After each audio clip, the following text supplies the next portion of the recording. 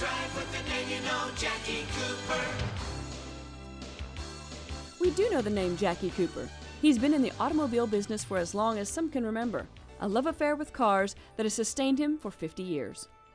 Jackie, or Jack Cooper, was named after a movie star, but raised like any other kid in Yukon. He went to public schools, grew up helping his dad Claude in the car business, and loved playing ball. They had a most beautiful diamond in Oklahoma down there by the mill. It's all grown up in weeds now, but the whole town would turn out. And I was about a freshman in high school, and I was good, striking these guys out that were in college, and all that. I pitched and all that, but I had lots of fun. I have no regrets. He loved the ball diamond, but his athletic ability sent him to OU on a basketball scholarship with hopes of being a coach. But when his dad needed to sell the car dealership for health reasons, Jack, then in his early 20s, stepped up. Well, I was going to college playing basketball, and my dad got sick, and he knew that he had to sell it because the doctor told him he couldn't work any longer. And so I came home in the afternoons after practice and so forth, and was running it till we could sell it, and we'd had an offer. My dad had an offer to sell it for $15,000, a potential offer. And anyway, I got to run it, so I told my dad that I would I think I could be successful, and I'd like to buy it, and I'll pay you $30,000 for it, and pay you when I can. That's where car history began. And I got in with a group of doctors, and Dr. Marcus Cox was my first victim, you might say, and he started sending customers over to me, and it just kind of flourished for me. The business was a one-man Oldsmobile show for a while. He hired his first salesman in 1955. His mother, Minnie, did the books. He was confident and shrewd. One of the funniest ones I've ever done is back in probably the early 60s, Don Mathis came to Yukon and to buy a car, and I was busy as heck. I only had one salesman, Don Smith, and anyway, Don was there, and he was wanting to buy a car, and so anyway, I was busy, and I looked at his car, and he said, "Well, Jack, I just can't get together with you." He said, "You're just not giving me enough for my car." And I said, "Well, okay." I said, "Offer to trade with so much difference." And I said, "Well, Don, what do you want for your car? I mean, good Lord, I've got other people out here waiting." I said, "Just don't tie me up all day." And he said, "Well, he said, I'd sell it." I said, "What would you take for it right now and just get out of it?" He said, "Well, I'd take, I think around $2,500.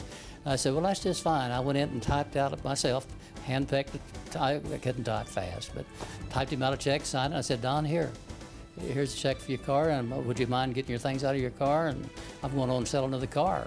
So he's out there cleaning out his car and off the deal and getting everything out. And he said, "Well, Jack, how am I going to get home?" I said, "Don, I'm busy. That's your problem." But anyway, Don bought the car. Jack grew the business from selling only one new car a month to become one of the largest auto groups in Oklahoma. Cooperville, as it was known, added the GMC line, and in the 70s branched out to Lincoln Mercury, BMW, and Rolls-Royce. Fords were added in 1988. In the early 90s, Jack bought a Mercedes-Benz dealership in Tulsa, and now carries Porsche, Volvo, Infiniti, and Nissan. Now he's sold too many cars to count. He's enjoyed every minute of it and thinks others should too. Being in the car business is just an education of its own. You learn how to handle people, how to make them satisfied, how to sell, how to respond if they do have a problem, and work through it. And you just learn the finance, you learn so much, management. Was there anything left to sell? Yes, Mini Cooper. He had to call someone's bluff to get the deal. I'm trying to get to Mini Cooper, and I'll be honest with you, my mother's name was Mini Cooper, and truthfully, if you don't give me this franchise or let me sell Mini Coopers, we're going to sue you. Reminds me of my mother every time I see the name on the back. He's never ventured far from the transportation industry, at one time selling boats and RVs. Jackie Cooper electronics and tires go hand in hand with the cars. His high school sweetheart, Barbara, has been along for the ride.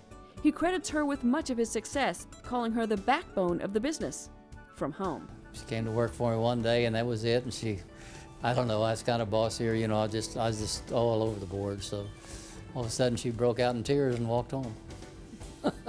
That was it. Though not in the same office, they've been together for 54 years and been through a lot, including the loss of a child.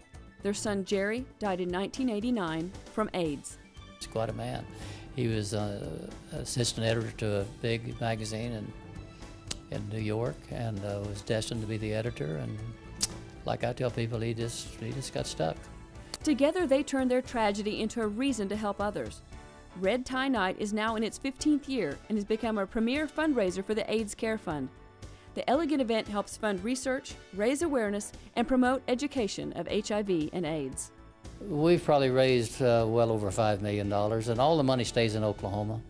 But we take good control of the money, and it's we probably allocate out, most places if you allocate out with a charity 30%, I imagine ours is close to 90%. His efforts to help others led Governor Brad Henry to declare March 3rd of this year Jackie Cooper Day, an honor accepted with humility. In all the years of car selling, is there one model that stole his heart? You know, I loved Oldsmobiles. I must say, I started with them, and the Oldsmobile Cutlass was just everybody's car. Kids loved them, the 442s, and probably is my favorite car on the long haul. But you know, that's history. He's a man who believes in long relationships. He's had business partners for 40 years, friends for longer than that, and employees who have stuck with him for decades. They've helped him earn recognition.